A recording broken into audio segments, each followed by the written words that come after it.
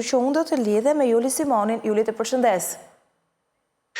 Përshëndes. Aida në fakt që për mbrëmjes së kaluar ka patur prezencë të shtuar të policisë së shtetit, përfshirë edhe forcat RENEA,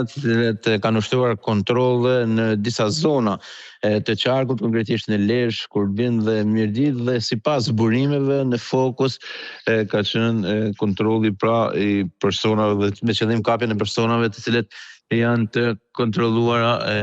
të shpallur në kërkim nga ana e SPAK-ut. Ende nuk ka informacione nëse kemi persona të ndaluar nga ky operacion i gjerë i policisë, pra dhe nga këto kontrollet që janë ushtruar përgjatë 24 orëve, bëhet me dije se kontrollet janë ushtruar në disa biznese, në disa banesa ku kishte informacione se mund të strehoshin persona të cilët pra janë në kërkim policor për periudha të ndryshme, dhe policia kishte marrë informacione dhe ka ndërhyrë pikërisht përgjatë 24 orëve të fundit. Gjithsesi, mbase mund të ketë edhe një njoftim zyrtar, nëse do të kemi dhe ka patur rezultate nga këto kontrolle të ushtruara nga ana e policisë së shtetit, përfshirë pra edhe forcat RENEA. Nga ana tjetër, ka konkluduar se kush kanë qenë target e kontrolleve deri tani? Faktet sipas informacioneve që ne kemi në fokus të këtyre kontrolleve kanë qenë elementë që mund të jenë kërkuar pra nga ana e SPAK-ut me vendim të GKK-os, por gjithsesi detajet janë tepër të pakta në lidhje me këto kontrolle të cilat janë ushtruar gjatë mbrëmjes së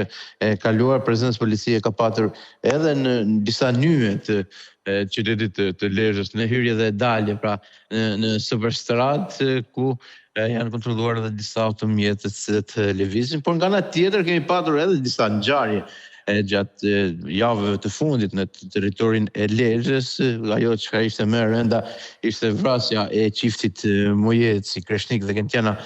Mujeci në hyrje të fshatit Balder, dhe normalisht edhe aty është përqendruar policia, pasi kemi 4 persona të shpallur në kërkim në lidhje me këtë ngjarje dhe ka një vëmendje maksimale për ndalimin e tyre, pra po ushtron kontrolle në vazhdimsi. E kuptoj, do të shohim nëse do të ketë pra një konkluzion nëse i takon asaj se çfarë ka ndodhur në Lezhë me kontrollet. Ndërkohë atje Juli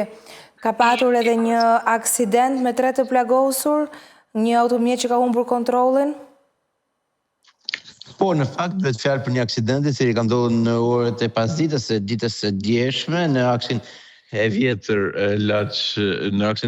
Lezhë-Laç në afërsitë të fshatit e Tresh të Lezhës. Bëhet me dije se një automjet ka humbur kontrollin dhe dalë nga rruga, dhe përpasoj një person ka mbetur, 3 persona kanë mbetur të plagosur, një prej të cilëve në gjendje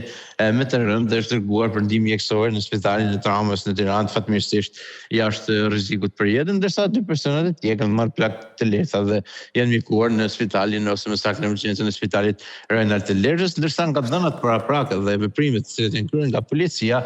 dyshohet se shkak për aksidentin është bërë shpejtësia te normave të lejuara, duke bërë që drejtuesi i mjetit të humb kontrollin e makinës që pra drejtonte.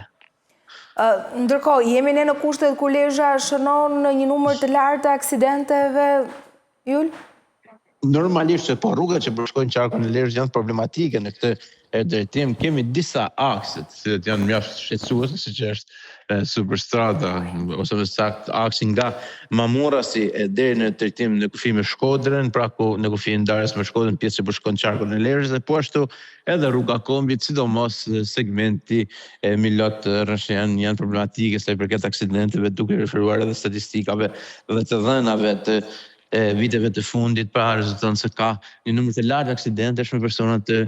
vdekur, por edhe të plagosur, por nga ana tjetër tashmë jemi edhe në prag të nisjes së sezonit turistik dhe numri i automjeteve për të jetë shumë herë më i lartë në rrugët që përshkojnë këtë qark, dhe normalisht edhe prezenca e policisë dhe plani i masave do të nisë të zbatohet me qëllim për të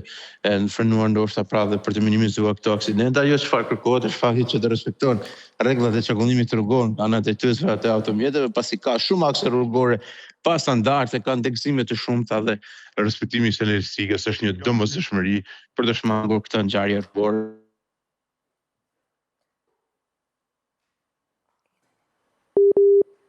Faleminderit Jul për gjithsa solle në vëmendje, të përshëndes.